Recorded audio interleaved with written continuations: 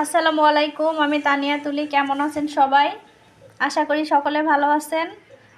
আজকে দুপুরে কি রান্না করেছি সেটা একটু আপনাদের সাথে শেয়ার করছি। এখানে আমি এটা বরবটির ভর্তা করেছি। আমি আজকে চেয়েছিলাম ওই যে পাহাড়িরা যেরকম সিদ্ধ সবজি মরিচের ভর্তা দিয়ে খায় সেটা করতে, বাট আমার মনে হলো যে না থাক, ওটা করলে সবাই তো খাবে না।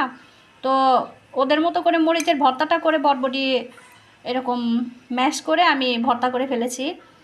আর এখানে করেছি ছোট চিংড়ির যে ভর্তা সেটা। আর এখানে করেছি সরিষা শাক ভাজা। সরিষা শাকটা একটু হালকা তেতো তেতো লাগে, তো সিদ্ধ করে পানি ফেলে দিয়ে ভাজলে তেমন একটা তেতো লাগে না।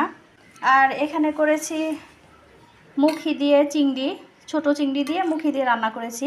আসলে এরকম মুখি দিয়ে চিংড়ি মাছ রান্না করলে বাসার সবাই পছন্দ করে।